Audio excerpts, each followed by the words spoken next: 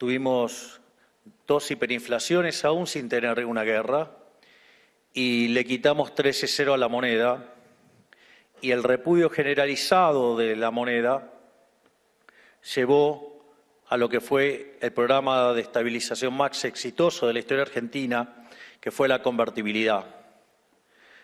Si bien entre el año 1991 y 2001 la inflación promedio fue del 9%, es cierto que ese nivel de inflación se concentró entre los años 1991 y 1992, y a partir de 1993 hasta el 2001 Argentina estuvo entre los países con menos inflación del mundo. Después, cuando el Estado se quedó sin financiamiento y cayó en default, en lugar de tratar de poner las cuentas en orden, decidieron estafarnos nuevamente. De hecho, si ustedes se fijan en los billetes que teníamos en aquella época, decía convertibles de curso legal, y hoy ya no lo son, no tiene esa consigna, es decir, por lo tanto, no tienen el respaldo que aquellos billetes tenían, es decir, la casta política nos volvió a estafar, pero nos dijeron que esa vez o esta vez va a ser diferente, y no fue diferente en nada. Yo voy a redondear los números, aviso porque después van a empezar con que el número, que la coma, no sé qué cosa. Entonces, aviso ya desde antes que los voy a redondear. Si tomo la inflación promedio del primer periodo del régimen kirchnerista, digamos, con Néstor Kirchner a la cabeza, la inflación promedio fue del 10%. En el segundo periodo del régimen kirchnerista, es decir, en la primera presidencia de Cristina Fernández de Kirchner, la inflación la hizo saltar al 20% en promedio. En el tercer periodo del régimen kirchnerista, o sea, la segunda presidencia de Cristina Fernández de Kirchner, la inflación promedio trepó al 30%. Quizás en el documento que publicó se olvidó de decir que quizás una de sus formas de combatir la inflación era mentirla. Es decir, a nosotros no nos parece que la fórmula es romper el termómetro. Es decir, la fórmula es medir las cosas. O cuando se espantan tantos por los pobres, de donde la pobreza, tanto llegar a la pobreza como salir a la pobreza no es algo que se genere de manera instantánea. Demanda tiempo, demanda crecimiento económico genuino. Si no es que aparece de un día para el otro porque sí, o desaparece de un día para el otro porque sí. Y entre otras cosas, como les molestaba el índice de pobreza, consideraron que era una medida estigmatizante y decidieron no publicarlo más. Es decir, así, claro, así es fácil. Digamos, dibujando números debe ser muchísimo más fácil conseguir logros y mostrar mejor la performance de un gobierno. Bueno, no es la forma que nosotros hemos decidido tomar. Nosotros hemos decidido decir la verdad, porque nosotros preferimos decir una verdad incómoda antes que una mentira confortable. Así es que, digamos, por lo menos, señora, si quiere hacer críticas, empiece haciendo una autocrítica que le está costando bastante caro al país, que es por haber mentido los números, o los desastres que hicieron, por ejemplo, con el caso de YPF, que también nos va a costar carísimo a todos los argentinos. Pero no solo eso, después, durante el periodo de Macri, la inflación promedio terminó trepando a niveles promedio del 40%, con lo cual no es un tema de que apareció ahora la inflación. ¿Sí? Es más, el señor Alberto Fernández, el autócrata golpeador, ¿sí? Básicamente se fue con una inflación del 210%, pero eso tampoco refleja la dinámica que había dejado, porque, digamos, conforme iba avanzando su gobierno, la inflación iba avanzando. Y yo recuerdo cuando nosotros ya habíamos ganado las elecciones y estábamos haciendo y ultimando detalles para llegar a la función. Durante la primera semana de diciembre los precios crecían a un ritmo diario del 1%, eso puesto en términos anuales. Lo bueno es que a ustedes no les tengo que explicar cómo funciona una función de tipo geométrica. Es decir, ustedes saben computar exponenciales. Y eso anualizado da 3.700%. Sin embargo, en los primeros 15 días de diciembre, es decir, o sea que durante la segunda semana de diciembre hubo una aceleración más fuerte, la inflación promedio pasó a estar en el 1,2% diario. Eso es decir, que la realidad, la inflación venía viajando al 7.500% anual.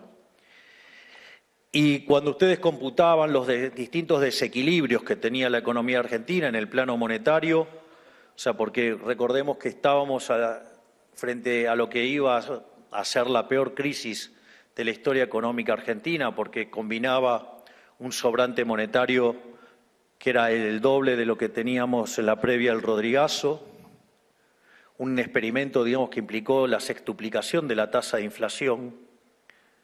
No solo eso, además teníamos un Banco Central absolutamente quebrado, estaba en una situación aún peor, digamos, que la que tenía Alfonsín a inicios del año 89, que terminó con una hiper del 5.000% en mayoristas. Además, teníamos indicadores sociales peores que los que había en el 2001, por lo tanto, estaba todo dado para un desastre. Además, teníamos el equivalente de 4 bases monetarias adentro del Banco Central, pero en pasivos remunerados que generaban creación de dinero endógeno. Teníamos 90.000 millones de dólares venciendo en pesos, o sea, digamos, en pesos equivalente a 90.000 millones de dólares. Teníamos vencimientos de deuda externa por 25.000 millones de dólares, donde la gran parte era con el Fondo Monetario Internacional, pero el programa estaba caído porque el gobierno anterior no había cumplido nada. Por lo tanto, la inflación, digamos, no la generamos nosotros, la generaron estos 20 y pico de años de populismo salvaje. Y la realidad es que nosotros describimos la herencia, pero no nos quejamos de la herencia, porque también vamos a ser sinceros, en condiciones normales de presión y temperatura no gana un liberal libertario la presidencia. Por lo tanto, digamos, o sea, tenemos claro que las condiciones bajo las cuales íbamos a llegar iba a ser sobre algo al borde del colapso total.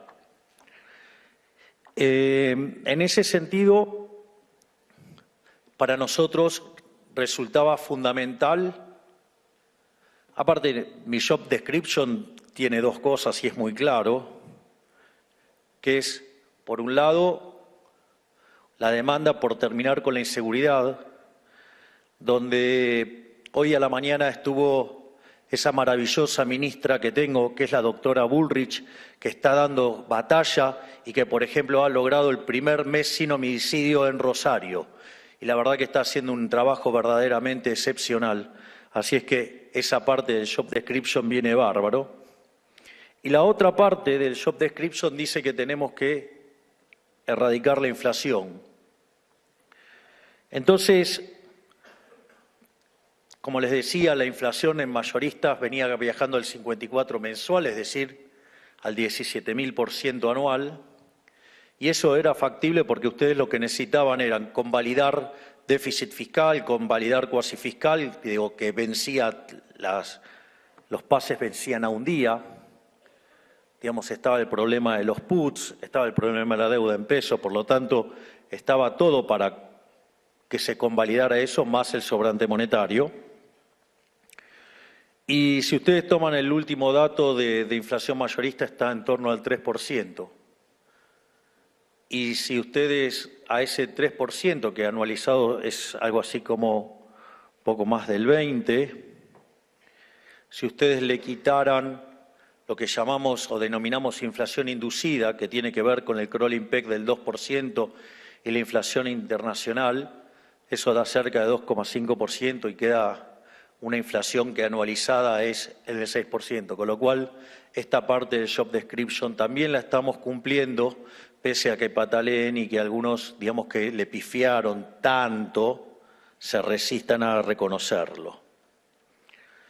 Entonces, más allá de esto, el punto es cómo llegamos acá. Y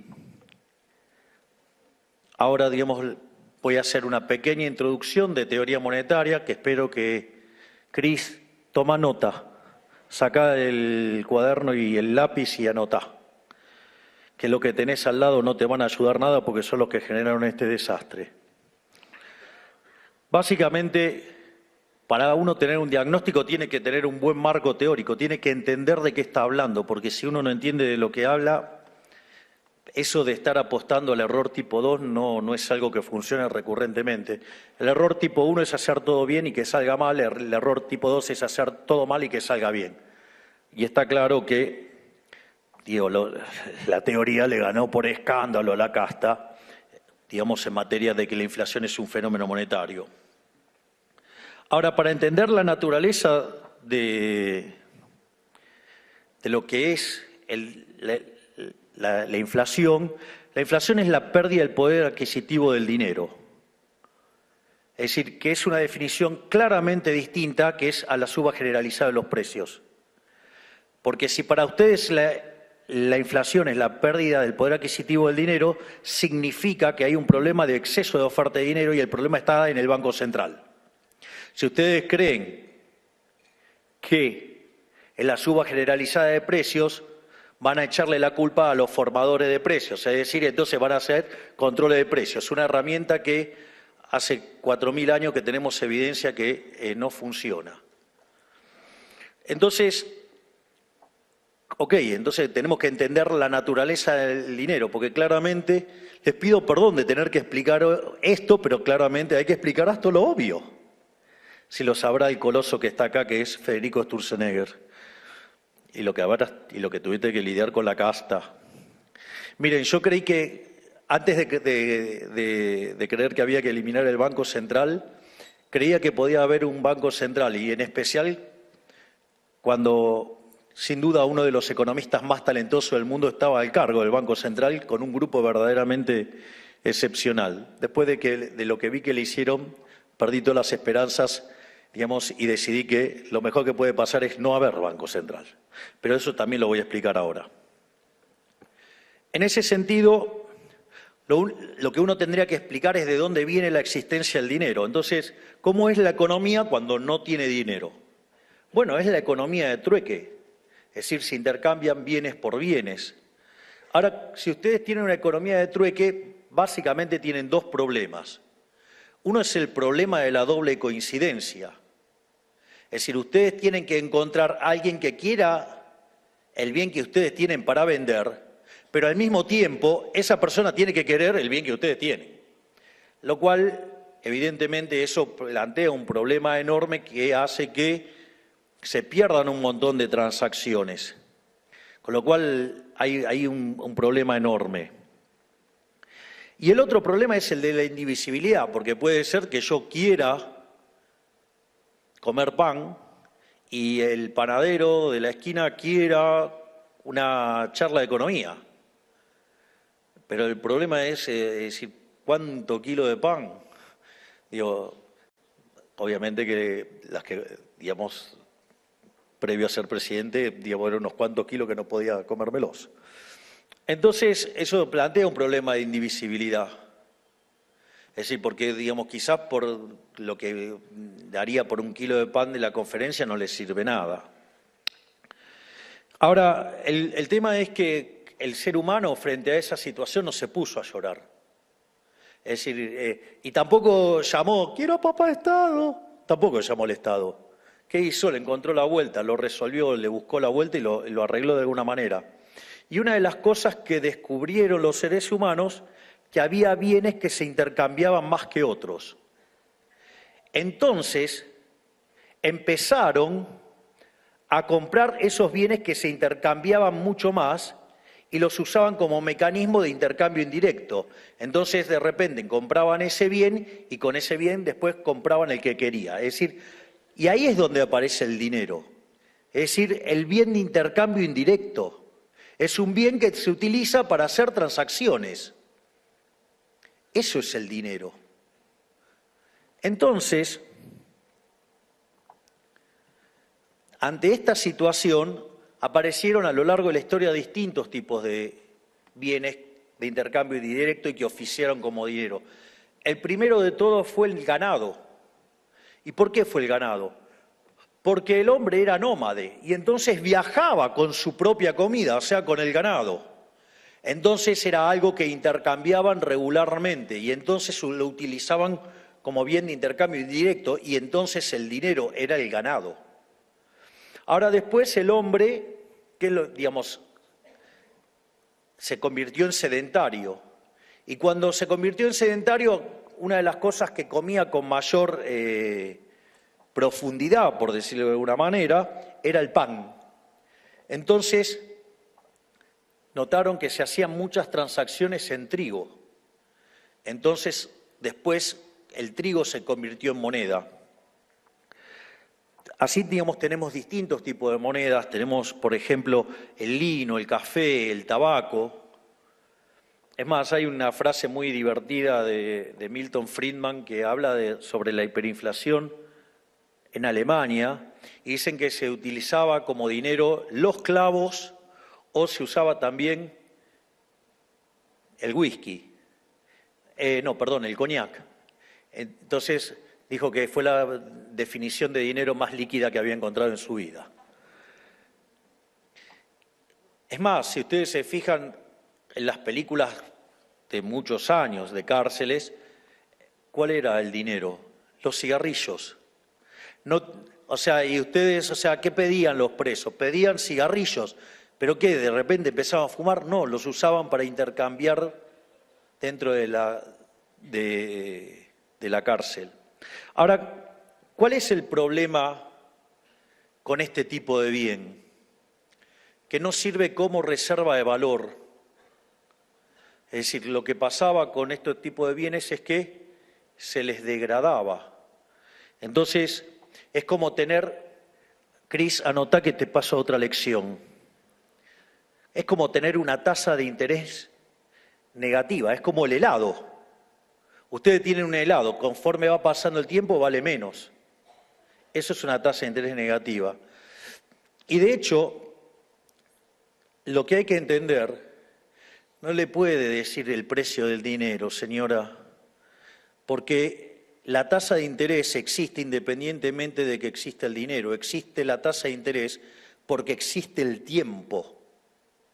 La tasa de interés tiene que ver con el mecanismo de pasar el consumo a lo largo del tiempo. O sea, el ahorro, ¿qué es? El consumo futuro. Es una forma de pasar consumo a lo largo del tiempo. ¿Sí? Entonces los que se endeudan son los que adelantan el consumo y los que prestan son los que difieren el consumo. Y eso es independiente aún de que exista el Banco Central. Eso, la tasa de interés tiene que ver con el precio relativo de los bienes presentes respecto a los bienes futuros. No tiene nada que ver con la cuestión monetaria. Existe porque existe el tiempo. Si no, no habría tasa de interés. Sería un engendro que no tiene explicación. Como el que hizo Keynes en la teoría general. Error que arrastramos durante mucho tiempo. Pero, entonces, para tratar de preservar el valor, entonces se pasó a las monedas metálicas. Y así apareció el oro, la plata y el bronce. El oro se usaba para las transacciones grandes, la plata se usaba para transacciones más chicas. Probablemente la moneda más conocida de plata fue el thaler, que es el dólar hoy, ¿no? Y en ese sentido también había otro problema, que era el problema de la portabilidad. Entonces, ahí yo hice el ejemplo del zorro para que se viera gráficamente el problema. Después empezaron con que la historia del zorro, la versión de no sé qué sé yo. Yo hablé sobre la versión que yo veía, digamos, por televisión de Lai Williams, qué sé yo, digo, las otras versiones, digo, ¿por qué? Entonces yo lo que dije es que en rigor, digamos, me encantaba esa versión del zorro porque es un anarcocapitalista de verdad, ¿no? Porque el zorro, ¿qué era lo que hacía? Peleaba con los malhechores que robaban a los comerciantes y peleaba contra los soldados. Esto es muy interesante porque esto es lo que a mí me sorprende, porque en lugar de capturar la abstracción se quedan en la letra chiquita. Bueno, por eso estamos como estamos. Entonces, o quizás le hizo mal tanta tintura, le oscureció el pensamiento. Dicho esto, ¿cuál es? No, pero no estaba hablando de Cristina.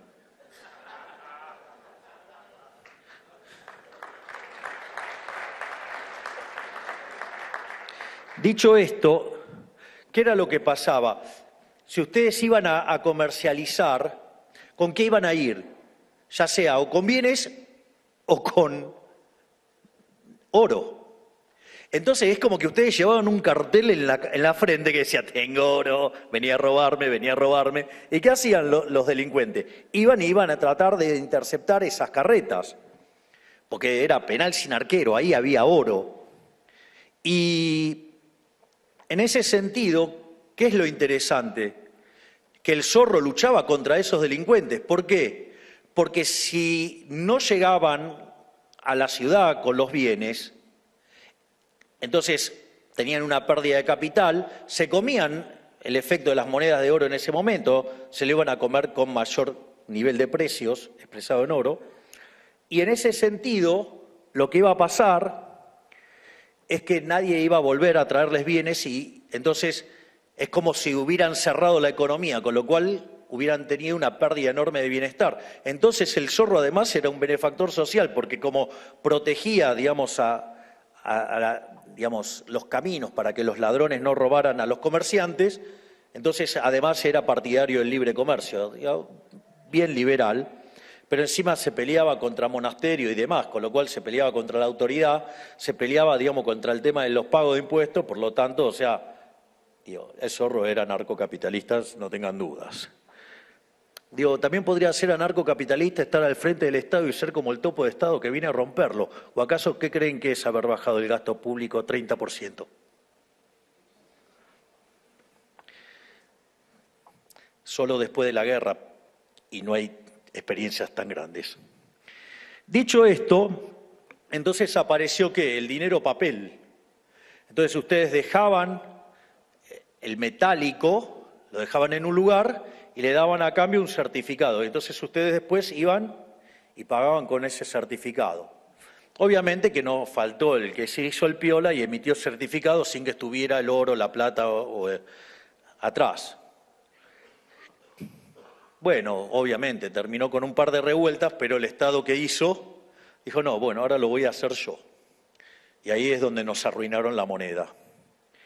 Entonces, y ahí es donde empiezan los problemas de la sociedad y los bancos centrales son un invento relativamente nuevo, pero acá lo importante, de vuelta, ahora le pasamos, subraya acá, señora, el dinero es un bien de intercambio indirecto. Digo, que el devenir de la historia lo haya convertido en un papel que es falsificado por los bancos centrales del mundo, ese es otro problema. Esa es la gran estafa de la historia de la humanidad que se llama Banco Central. Pero el dinero es un bien de intercambio indirecto. ¿Y por qué es tan importante enfatizar que es un bien de intercambio indirecto? Porque si es un bien de intercambio indirecto, quiere decir que es una demanda derivada. Es decir, a ver, muchachos, ¿quién de ustedes están pensando acumular qué moneda para llevársela, digamos, al traje de madera? Digo, habría que ser bastante tonto. Digo, del otro lado no compra nada. Digo, solamente compra acá.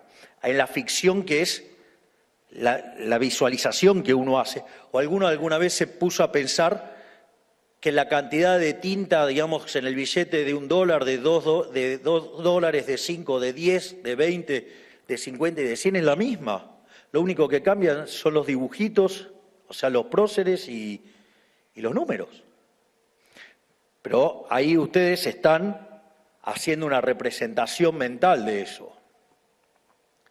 Entonces lo que hay que entender es que en el fondo la demanda de dinero es una demanda de dinero derivada. ¿Y para qué demandan dinero? Para demandar bienes. No comen dinero, no se lo comen, digamos, o sea, no saquen un billete ahora, traten de comérselo, van a ver, no funciona. Es más, probablemente les caiga mal. Entonces, en el fondo, la demanda de dinero es una demanda derivada, es una demanda espejo de la demanda de bienes. Y esto es interesante porque si es un espejo de la demanda de bienes, todos los libros de macroeconomía que ponen que la demanda de dinero es función del ingreso y la tasa de interés es un espanto. En realidad, la demanda de dinero depende del consumo. Y obviamente que depende del sendero intertemporal de consumo. Y si quiero sacar, digamos, en el fondo de qué está dependiendo, ¿por qué no necesito poner el ingreso? Porque si yo estoy construyendo un sistema de equilibrio general, mi ingreso sale de la venta de ocio en el mercado de trabajo y sale de la participación que tengo en los beneficios de las empresas. Por lo tanto, no tengo que poner el ingreso. Eso es una aberración, eso es una burrada que hizo Keynes para poder inventar el efecto de ajuste de cantidades y, sobre todas las cosas, inventar el multiplicador keynesiano, que es violar la restricción de presupuesto. Claro, al violar la restricción de presupuesto, claro, digamos, si usted lo financia con emisión monetaria, genera inflación, señora. Sí genera inflación. Si usted el déficit fiscal lo financia con emisión monetaria, genera inflación. Y en otros países que tienen déficit lo financian con endeudamiento remunerado, o sea, no el del Banco Central. Ahora, entonces quiere decir que si mi función de demanda de dinero ahora depende de mi sendero intertemporal de consumo, yo tengo que saber de qué sale la demanda de consumo. Cuando ustedes plantean un ejercicio, toman un libro de micro, y cuando ustedes miran las funciones de exceso de demanda, de equilibrio general, o las funciones de demanda de un bien, ¿de qué depende? De todos los precios de la economía. Es decir, no aparece el ingreso, aparecen todos los precios de la economía. Y al mismo tiempo, si esa economía es intertemporal, incluye los precios de hoy, de mañana y así sucesivamente.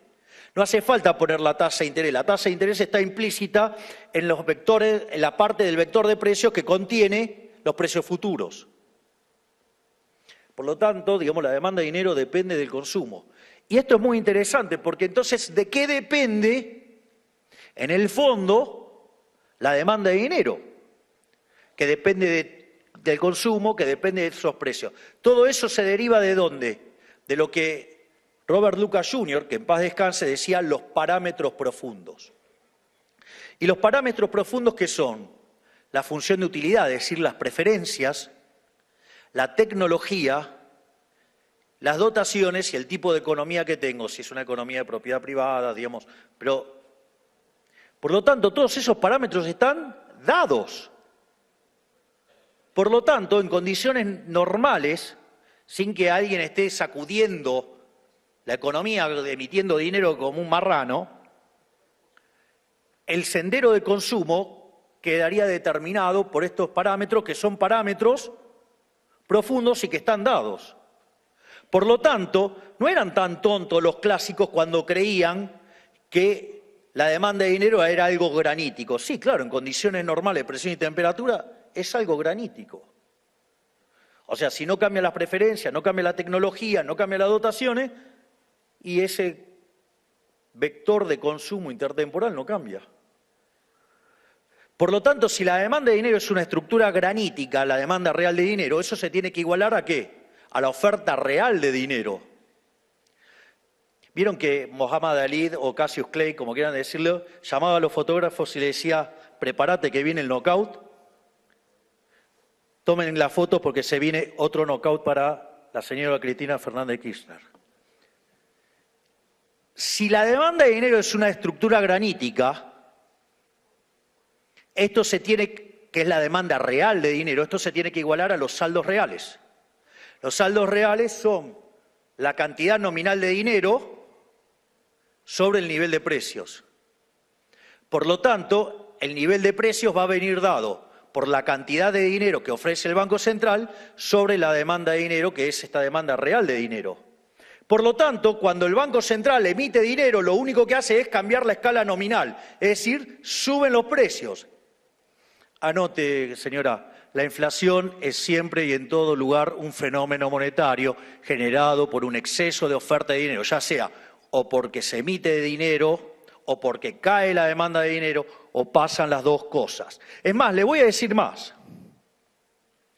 Si ya se pudo levantar, ya le contaron 8, venga que le doy de vuelta.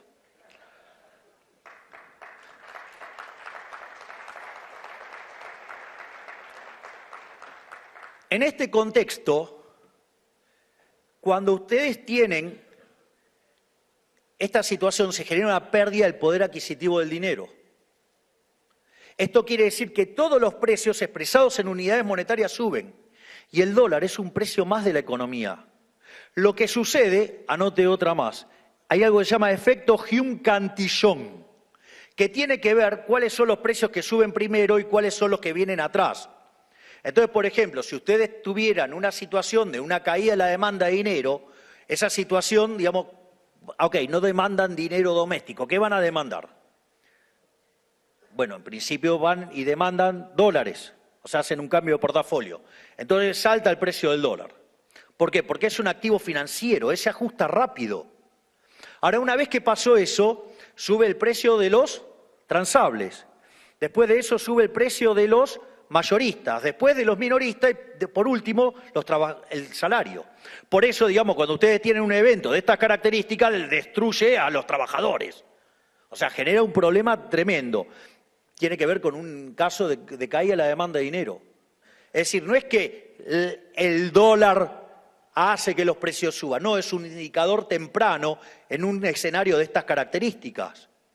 Y además no siempre puede ser así, porque en realidad lo que puede haber pasado es que ustedes aumentan la oferta de dinero, entonces alimentan la demanda de bienes, entonces sube el precio de los, digamos, vendría a ser los precios minoristas, como eso presiona sobre los mayoristas, después presiona sobre los salarios y como después no les dan los números, si no es competitivo, salta el tipo de cambio. Se dan cuenta que todo depende de dónde se generó el exceso de oferta.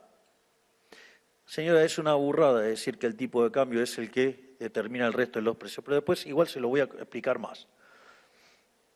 Por lo tanto, nosotros, trabajando con equilibrio general en serio, no como esos econochantas que dicen que hacen equilibrio general y no pueden resolver un lagrangiano.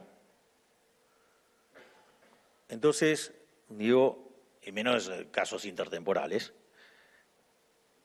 nuestro diagnóstico era, y es, y seguirá siendo, que la inflación es siempre y en todo lugar un fenómeno monetario generado por un exceso de oferta, ya sea o porque sube la oferta o porque cae la demanda o pasan las dos cosas a la vez. Por lo tanto, frente al escenario desastroso que teníamos de que nos íbamos a una inflación del 17.000%, con lo cual la caída del PBI hubiera sido monstruosa, con lo cual hubiera sido monstruoso también el número de pobres, hubiéramos ido a más del 90% de pobres y más del 50% de indigentes. Es decir, hubiéramos replicado el caso de Venezuela, sin lugar a dudas. Entonces, nuestra primera idea fundamental era terminar con la inflación, atacar la inflación, que aviso que durante la campaña dije que además la política monetaria tiene un rezago de 18 a 24 meses. Digo, porque parece que hablara, no sé, en sánscrito. Están todos muy apurados y recién van 9 meses. Vayan y vean mis archivos. no los editados, véanlo completo, no los sucios de los periodistas ensobrados, no todos, una gran parte, digamos, editan para deformar la información y para mentir. Entonces vayan y vean los videos originales, están. Entonces, el tema era frenar la emisión monetaria. ¿Cómo frenábamos la emisión monetaria? Entonces, una de las fuentes de emisión que había era el financiamiento del déficit fiscal. Nosotros cuando llegamos, el déficit fiscal consolidado entre el Tesoro y el Tesoro Nacional eran 15 puntos del PBI, donde 5 estaban en el Tesoro y 10 en el Banco Central. Por lo tanto, la tarea que tenía enfrente el Banco Central y la Secretaría de Financiamiento, y tengo el honor de tenerlo al gigante de Pablo Kirchner y a Vladimir Werning acá, digamos que han sido grandes arquitectos de arreglar este problema, había que atacar esas dos fuentes de creación de dinero. Entonces, lo que nosotros propusimos era el déficit cero. Yo recuerdo que durante la campaña iba con una motosierra y me decían que estaba loco porque iba con una motosierra. De hecho, nosotros teníamos caído el acuerdo con el Fondo Monetario Internacional, con lo cual era una dificultad enorme para resolver el acuerdo caído. Y en ese contexto, nosotros decidimos ir al fondo y mostrar un plan de déficit cero. El fondo le alcanzaba con que cumpliéramos las metas del gobierno anterior, donde, señora, usted criticará a ese gobierno, pero usted era parte también. Entonces, en ese sentido, nosotros habíamos planteado el déficit cero. Obviamente que, así como durante la campaña decían que era imposible, que éramos unos delirantes y no sé cuántas cosas más, el fondo con que cumpliéramos el programa que estaba caído por el desastre del gobierno anterior, con eso le alcanzaba. Nosotros planteamos el déficit cero, parecía algo muy ambicioso porque implicaba un ajuste de 5 puntos del PBI en el Tesoro. Y pese a que en los últimos 123 años de historia, durante 113 tuvimos déficit fiscal, solamente en 10 que no lo tuvimos estábamos en default. Fue la primera vez de estos últimos 123 años que alcanzamos el déficit cero, pero no lo hicimos, no fue en un año, lo logramos en el primer mes de gestión. Vaya que sí, eso es una gestión.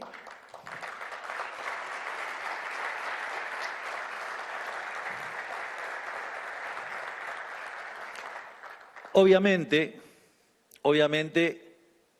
todos los que decían que era imposible hacer esto, los que fracasaron recurrentemente a la larga de la historia y que deberían llamarse a silencio porque son parte del daño y la destrucción que le causaron a los argentinos, deberían tener un poquito más de humildad, o al menos de autocrítica. Entonces, ¿qué es lo que pasó? Nosotros terminamos haciendo un ajuste del gasto público de más del 30%.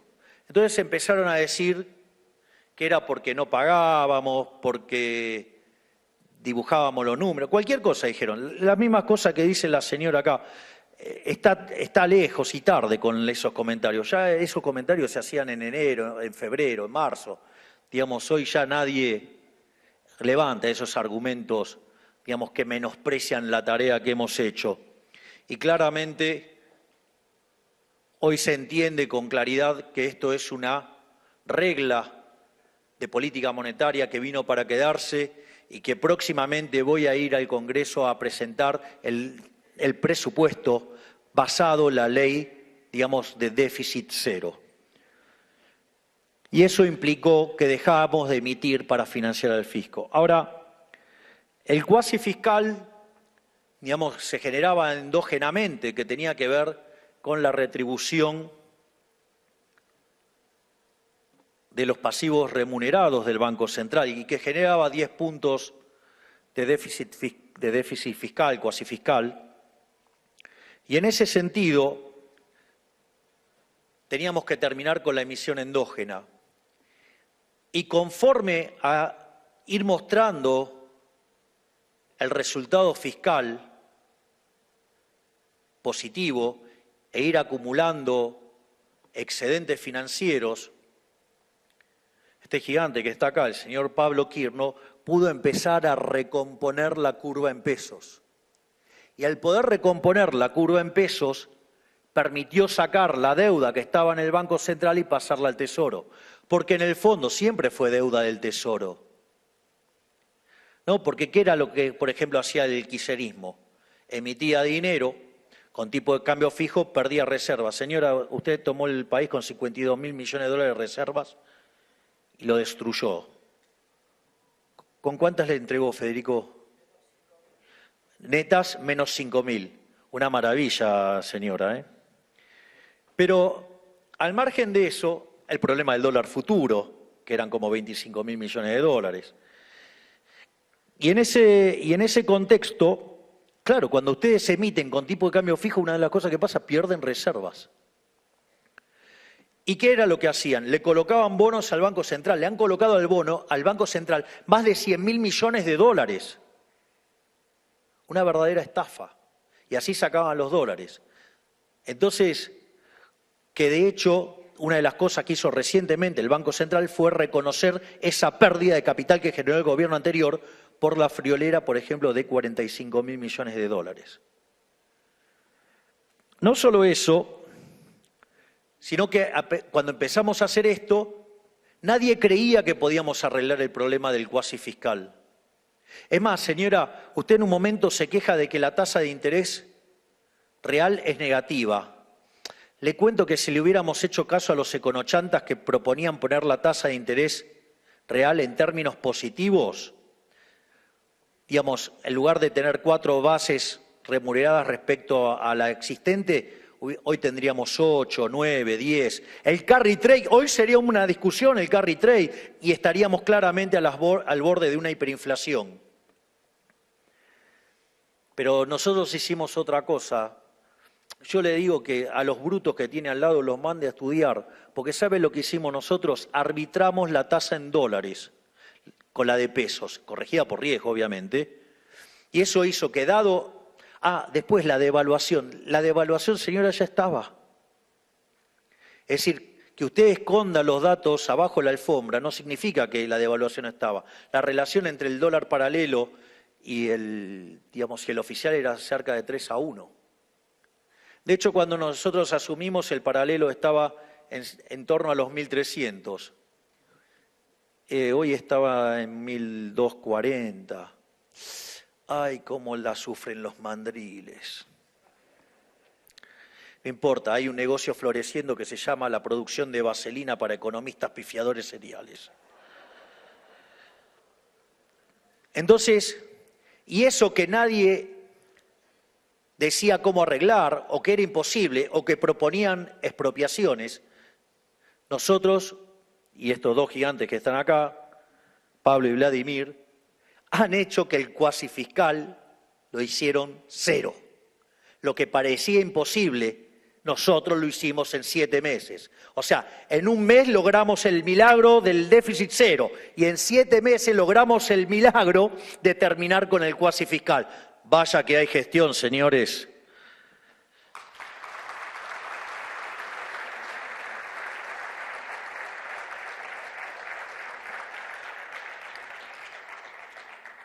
Sin embargo, no era la única bomba que nos había dejado el gobierno anterior. También nos había dejado el problema, la bomba de los puts, algo que el gobierno anterior hacía déficit fiscal y el Fondo Monetario Internacional decidió hacer la vista gorda.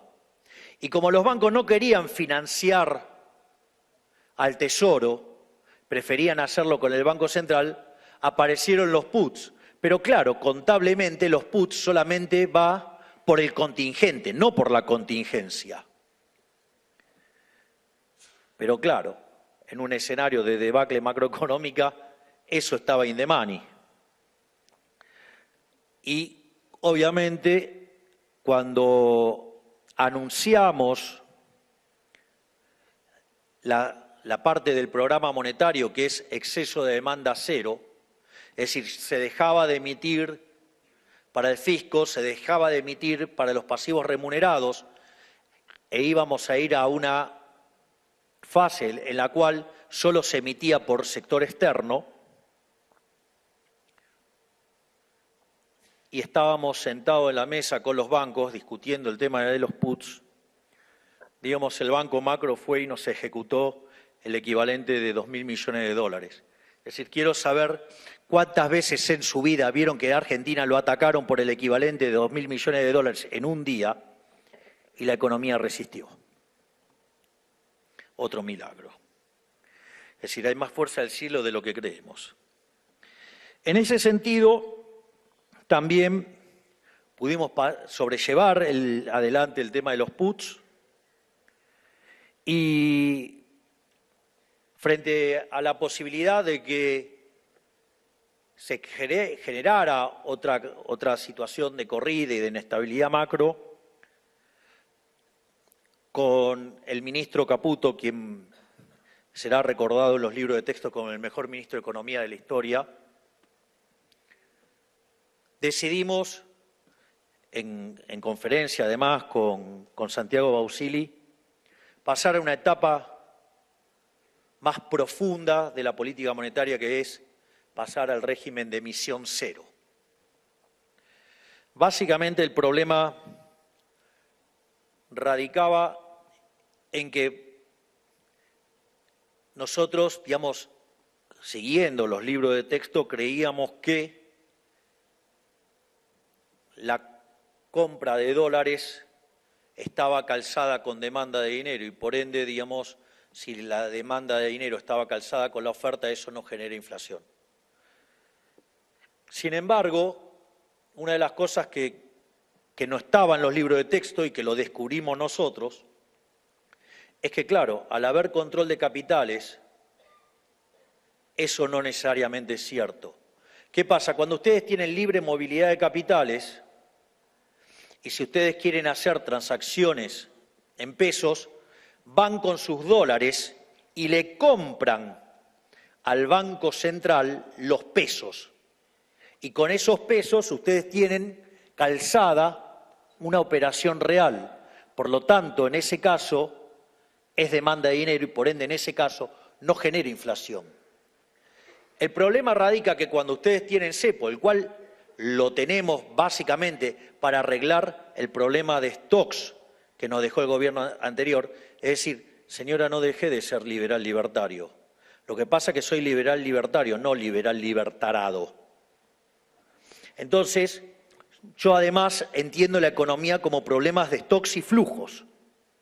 Entonces, si tenía 4 bases monetarias a un día, si tenía 90 vencimientos en pesos por el equivalente de 90.000 millones de dólares, si tenía 50.000 millones de dólares de deuda en la CIRA, y es como que si no desarmaba esa bomba, no terminaba bien, terminaba bastante mal. Que entiendo que es lo que quería el gobierno anterior, que nosotros actuáramos como libertarados, que todo se prendiera fuego y ya para enero, digamos, después de saqueo de supermercado y demás liturgia peronista, pudieran volver y matar definitivamente cualquier atisbo de libertad. En ese sentido, nosotros hacemos economía en serio. Es decir, no hacemos solamente economía de libro de texto. Entonces, de hecho, digamos, lo que pasó en materia de tasa de interés es un gran triunfo que hemos tenido también en materia de teoría económica.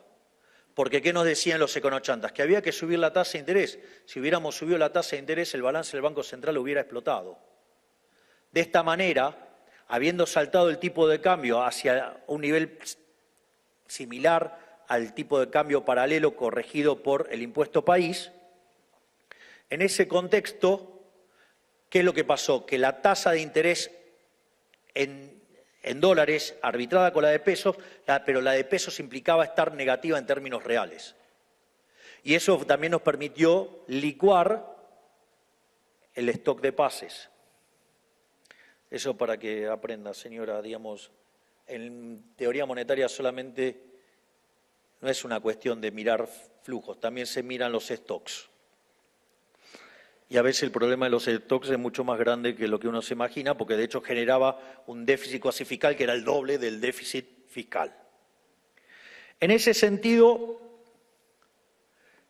decidimos ir entonces a algo más radicalizado, porque ¿qué es lo que pasa? Cuando ustedes tienen control de capitales, el cual necesitamos tenerlo hasta que terminemos de arreglar los problemas de stocks y hasta que terminemos de limpiar el money overhang, y el money overhang va a desaparecer cuando la inflación sea cero, la inducida sea, la macroeconómica sea cero. Ustedes tienen la observada y la inducida, la macroeconómica es la que está en el medio, o sea que es ese residuo, que hoy, digamos, en mayorista es 0,5, en consumidor es 1,5 y que, digamos, va camino a desaparecer.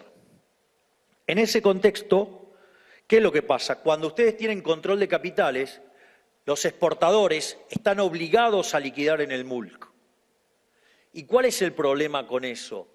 Que ese exportador no está comprando pesos necesariamente. Lo que sí tenemos claro es que está vendiendo dólares. Y fíjense que cuando está el cepo y el control de capitales, querer comprar pesos no es lo mismo que tener que vender dólares. Esa diferencia es fundamental.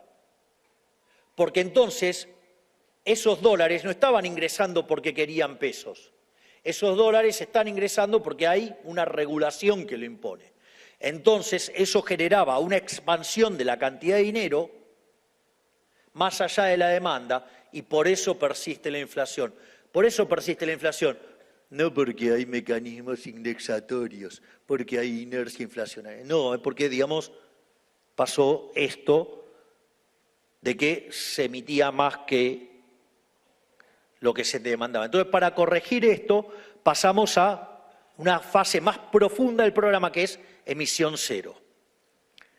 Y no es intervención, porque el nivel de intervención neto cae.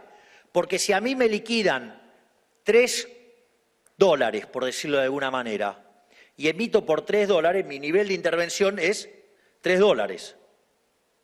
Ahora, si yo tengo brecha y devuelvo dólares tal que los pesos queden constantes, supongo que con la brecha del 30 me queda $1 en el Banco Central y devuelvo 2 al mercado. No estoy interviniendo, estoy haciendo que la cantidad de dinero quede constante. ¿O qué otra forma se les ocurre? ¿Qué quieren? ¿Que los esterilice y vuelva a pagar tasa de interés? ¿Otra vez? ¿Otra vez sopa? Entonces, si ustedes se fijan, la intervención pasó de 3 a 1. Por lo tanto, en este equilibrio hay menos intervención y se parece mucho más a un equilibrio de libre mercado que a un equilibrio de intervención. ¿Por qué? Porque cuando ustedes no hay intervención cero, ¿cómo sería? La variación del tipo de cambio es libre, la variación de la cantidad de dinero es cero y la variación de reserva es cero. Ahí aparece otro tema. Che, aquel que, digamos, Banco Central no compra dólares, que cae en default. ¿Puede ser que seamos tan brutos de decir barbaridades tan grandes? Entiendo que la doctora diga esto porque no es economista. Se supone que es abogada, pero tampoco muestra el título. Así que, pero supongamos que fuera abogada, digamos, parece que eso no lo sabe, no es parte de su formación.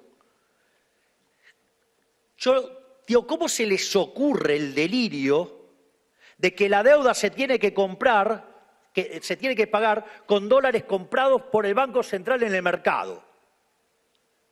Es decir, ustedes lo que están diciendo con eso es que van a emitir pesos para comprar dólares. Y esos dólares, después va a venir el Estado, el Tesoro, les va a manotear los dólares, les va a dejar de vuelta títulos públicos, con los cuales los está estafando de vuelta. Y los está estafando con el propio señoriaje. Si ustedes quieren, digamos, o sea, una versión más rudimentaria, más fácil de entender, aunque incorrecta, el impuesto inflacionario. Entonces, ¿qué es lo que me están diciendo? ¿Que yo tengo que aniquilar a los argentinos con inflación para pagar la deuda? No, muchachos. La deuda se paga con superávit fiscal, no como un imbécil comprando dólares en el mercado emitiendo pesos. Eso lo único que hace es generar inflación. Entonces, los dólares para pagar la deuda se compran con el superávit fiscal, que eso es lo que estamos haciendo nosotros. Y después, quiero ir a una cuestión de la discusión del dinero endógeno, porque es increíble, digamos, la señora dice que el tipo de cambio es el que determina la inflación o los precios, o si ustedes quieren, la devaluación determina la inflación. En el fondo, les cuento que eso es aplicar la PPP y decir que el precio doméstico es el precio internacional por el tipo de cambio. Le cuento, señora, que eso es consistente con la teoría cuantitativa. De hecho, ¿sabe qué? Eso lo hizo un señor llamado David Hume, que después lo tomó Adam Smith, digamos, y lo tomaron los clásicos. Por lo tanto, lejos de no poder ser contemplado. De hecho, si el nivel de precios doméstico viene determinado en el plano monetario por la oferta de dinero dividido la demanda real de dinero, y eso aplicara lo mismo en el mundo, el tipo de cambio que viene dado por el precio local dividido el precio internacional significa que viene dado por lo que se llaman condiciones monetarias relativas. Si le hago la cuentita, la oferta local dividida la oferta internacional, la demanda internacional dividido la demanda local. Entonces, si ustedes, como las condiciones del mundo están dadas para nosotros, si sube la cantidad de dinero o si cae la demanda de dinero, eso, digamos, impacta en los precios, pero también impacta en el tipo de cambio. Es decir, se da cuenta que ni siquiera, digamos, tienen consistencia en eso que dice. Es más, es interesante también discutir ese modelo, ¿no? Porque en el fondo, ¿qué es lo que dicen? No, bueno, el problema de la inflación es la falta de dólares. Una burrada total.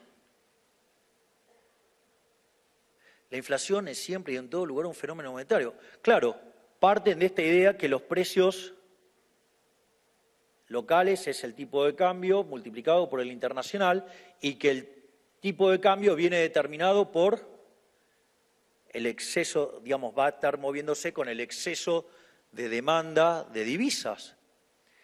Entonces, ¿la solución qué es? ¿Exportar más? O sea, ¿más exceso de demanda de bienes? Es raro. ¿Cuál es la otra solución? ¿Defoltear? ¿Reestructurar? Y esas son las soluciones que proponen para bajar la inflación, parecen bastante cómicas. ¿Sabe por qué? Porque además la hicieron todas esas. Y después, nada, alegan a la restricción externa, otra estupidez del tamaño de una casa.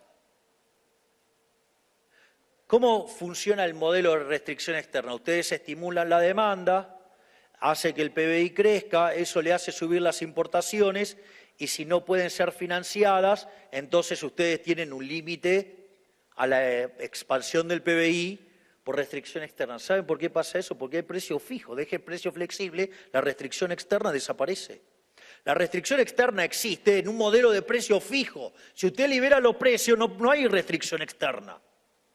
Y los precios fijos, digamos, fijar el tipo de cambio con déficit fiscal y emitir, fue lo que hizo que se patinaran todas las reservas y las destrozaran. Hoy Argentina debería tener, si hubieran hecho las cosas de manera razonable, hoy Argentina tendría que tener cerca de 120.000 a 150.000 millones de dólares de reservas. Y no las tenemos, justamente por el populismo monetario del kirchnerismo, por estas barbaridades. Entonces, además es interesante porque dice, no, el problema no es fiscal. Porque hay una hipótesis que dice que el problema es fiscal porque yo tengo déficit fiscal, lo financio con emisión monetaria y eso es lo que genera inflación. Dice, no tiene nada que ver con el déficit fiscal. Es gracioso porque dice que entonces, pero el problema es el exceso de demanda de divisa que me genera la deuda. Digo, ¿y la deuda de dónde salió? Que cayó de un repollo. La deuda es hija del déficit fiscal. Señora, se llama restricción de presupuesto. Trate de ver qué le pasa cuando gasta más de que lo ingresa. Se endeuda. Y eso paga intereses. Ese, digamos, o sea, pero eso partió porque usted se endeudó. ¿Y quién se endeudó? Por 450.000 millones de dólares. Los gobiernos anteriores. Les voy a contar algo. Es más, nosotros bajamos la deuda. Con lo cual, digamos, nosotros estamos haciendo nuestro trabajo. Por lo tanto, es decir, además hay una contradicción en sus términos. Pero claro, creen que los precios se generan por un markup sobre los costos. O sea, teoría del valor. Teoría objetiva del valor, es decir, retrocedieron hasta antes de 1871. Le cuento algo, yo leí a Menger y estoy orgulloso de ser austríaco. En ese sentido, queda claro por qué nos han causado tanto daño y siguen causando tanto daño. Y es interesante, porque este tipo de estupideces no solo son pensadas por el kirchnerismo. Hay mucha más gente que piensa con estas cosas. Y estas cosas son las que hicieron que Argentina, de ser el país más rico del mundo, se cayera a la mitad de la tabla. Partiendo de ser el país más rico del mundo, en los últimos 50 años, multiplicamos la pobreza por lo menos 10 veces. Es decir, en el país que se produce alimentos para 500 millones de seres humanos, y el fisco se lleva el 70%, o sea, el alimento de 350 millones de seres humanos, hay 5 millones de argentinos que no le alcanza para comer. Ese es el desastre que lo generaron. Lo generaron toda la casta política, no nosotros que vinimos a arreglar todos estos despioles. Y le paso un dato más, porque dicen, no, la caída del PBI, la caída del PBI. Es muy interesante. Si ustedes toman la caída del PBI en el primer trimestre, que es cuando nosotros hacemos todo el grueso del ajuste, de hecho lo sobrereaccionamos el ajuste, el PBI en el primer trimestre cayó 5%. Yo les recuerdo que estando el peronismo en el poder, en el año 2002, con un acuerdo con un señor que se llamaba Alfonsín, se llevaron puesto a De la Rúa, y en ese contexto, es muy interesante porque hicieron un ajuste mucho menor y el PBI en el segundo trimestre del año, cuando hicieron el ajuste, cayó 16%. Por lo tanto, 5% es algo bastante notable frente a que nosotros hicimos un ajuste muchísimo más grande. Pero les cuento algo, porque en el último trimestre del año anterior, ya el PBI había caído 2,5%, y cuando ustedes miran el desestacionalizado del primer trimestre cayó 2,6%. Con lo cual, digamos, no fue algo así tan alarmante. Y les voy a decir más. El otro día estaba cenando con el profesor de Pablo y me hizo notar algo que no lo había percibido. Y es que si ustedes toman el EMAE, que es la proxy del PBI en versión mensual, si ustedes los toman desestacionalizado y toman la última observación contra diciembre, el PBI cayó 2%.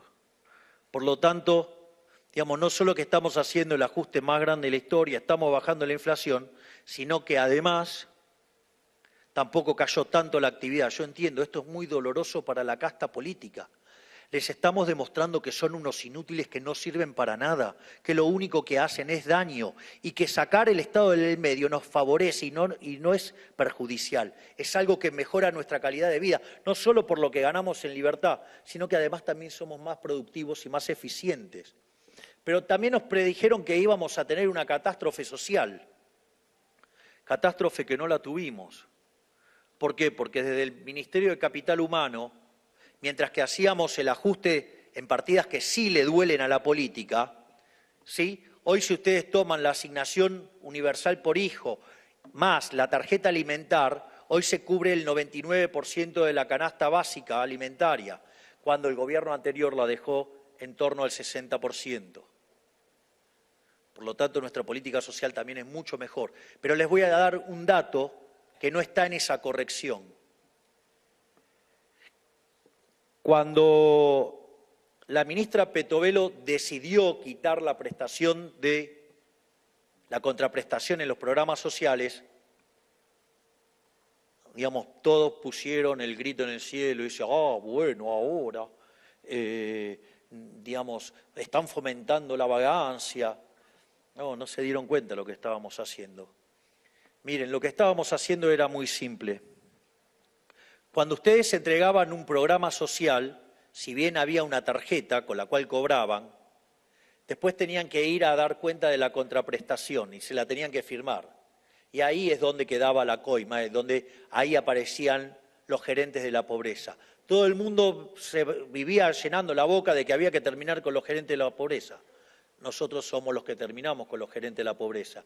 Y eso se logró en una batalla desde el primer día que dieron la ministra Bullrich por el lado del control de la calle, la ministra Petovelo cortando este curro, porque miren qué interesante, porque ahora, si ustedes cortaban, no cobraban y no estaban obligados a ir a las marchas, porque no tenían que ir a dar la contraprestación, que en el fondo la contraprestación es que fueran a las marchas a hacer lío.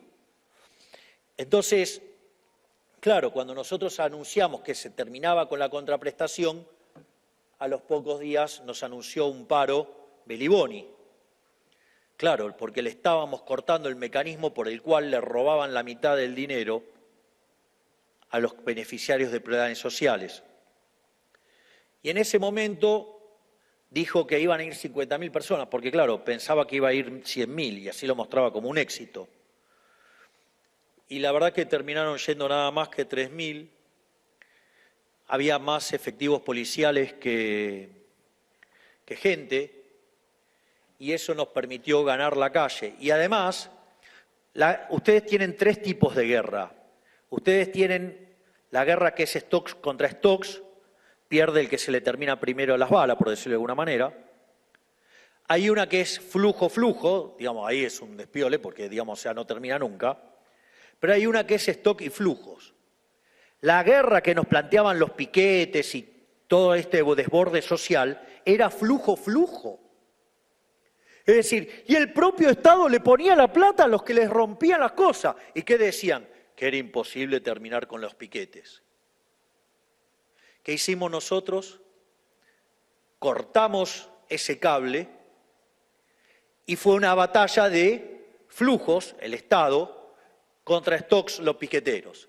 Se les terminó el stocks y se acabaron los piquetes. Hace 4 meses, lo que parecía imposible, nosotros llevamos 4 meses sin piquete. Vaya que estamos teniendo gestión.